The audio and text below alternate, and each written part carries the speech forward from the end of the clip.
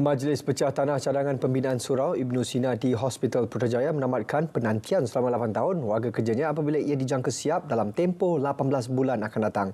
Menteri di Jabatan Perdana Menteri Hal Ehwal Agama Datuk Dr. Muhammad Naim Mohtar berkata sejumlah hampir 6 juta ringgit diperuntukkan Majlis Agama Islam Wilayah Persekutuan Mawib melalui kutipan wakaf tunai bagi tujuan pembinaan surau tersebut. InsyaAllah kita sama-sama doakan semoga hasrat murni khususnya seluruh warga kerja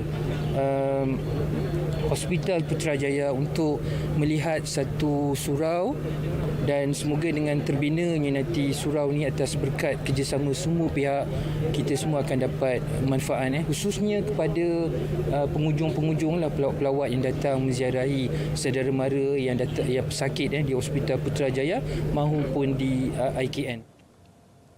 Beliau ditemui selepas merasmikan Majlis Pecah Tanah di tapak Surau Ibnu Sina Hospital Putrajaya. Tambahnya surau ini mampu memuatkan seramai 1,000 jemaah dan bakal dinaik taraf menjadi surau Jumaat untuk kegunaan kaki tangan hospital dan Institut Kanser Negara.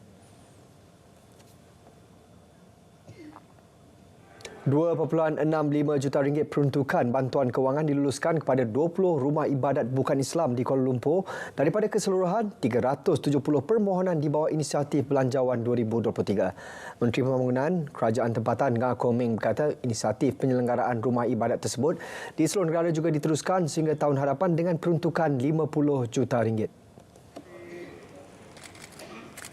Ia menunjukkan betapa komited kerajaan kita sentiasa membela di mana apabila kita menghormati agama Islam sebagai agama rasmi tapi kepercayaan agama lain turut juga dihormati dan disanjung. Dan inilah Malaysia yang sebenar yang nak kita bawa supaya setiap rakyat Malaysia berbagai kaum dan agama sentiasa rasa mereka dihormati, disayangi dan sentiasa inilah perpaduan dalam kepelbagaian. Bagi memastikan kucing jalanan dapat dijaga dengan baik, satu usaha murni digerakkan menerusi penubuhan Taman Kucing Madani di Flat Sri Sabah. Inisiatif ini diilhamkan Sri Perdana Menteri Datuk Sri Dr. Wan Azizah Wan Ismail. Beliau yang juga ahli Parlimen Bandar Tun Razak berharap agar Flat Sri Sabah menjadi pusat pertama di ibu kota yang mempunyai taman pelindungan kucing. Sebagai permulaan, sebanyak 20 ekor kucing ditempatkan di flat tersebut.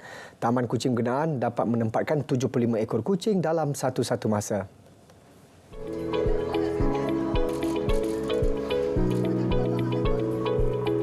Banyak RM100,000 telah RM150,000 telah diperuntukkan untuk pembinaan dan kelengkapan. Bukan saja keharmonian kucing tetapi macam mana saya bagi ucapan tadi, keharmonian kejiranan. Sebab kadang kucing-kucing ini membuatkan satu tempat yang bila tidak terurus, najis dia. Macam mana dia, macam naluri dia adalah untuk teritori itu dia. Kalau kucing jantan tu dia akan buatlah teritori dia kan. Itu sikit mengotorkan keadaan lah ya.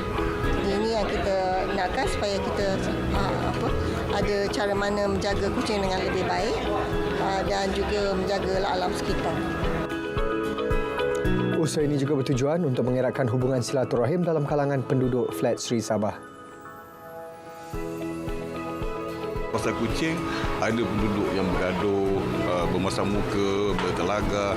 So, satu inisiatif daripada Persatuan Penduduk, so kita buat rumah kucing ini. Pembinaan Taman Kucing Madani turut mendapat kerjasama daripada pencinta-pencinta kucing Kuala Lumpur dan juga Persatuan Penduduk di Flat Sri Sabah.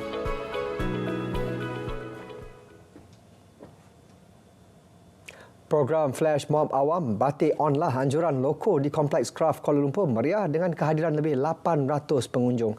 Ia diadakan susulan kejayaan program Kereta Api Sarung 23 dan penganjuran Flash Mob Lenggang Kebaya. Batik Onlah diadakan julung kali bertujuan memartabat dan memperkasakan kraf batik. Ia sekaligus dapat memelihara seni warisan negara.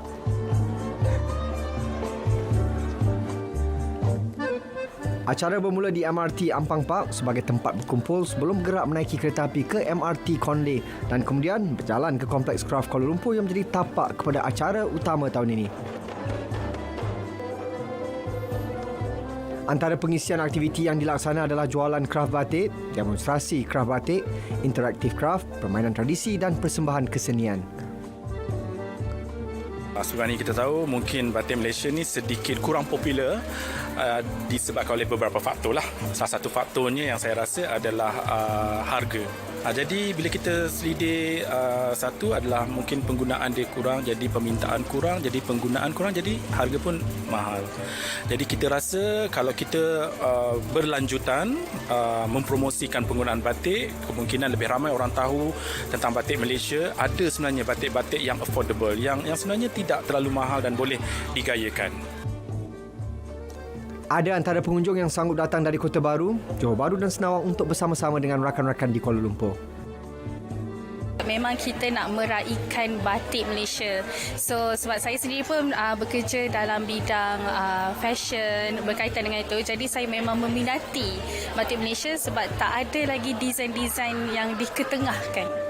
Oh, batik Malaysia ni memang unik. Satu sebab dia mostly je tumbuhan, daun, bunga. Dia tak macam batik luar je. Kalau batik luar ni je more tu ada animal punya printed. Cuma dekat Malaysia ni dia punya batik tu, dia punya colour tu very colourful.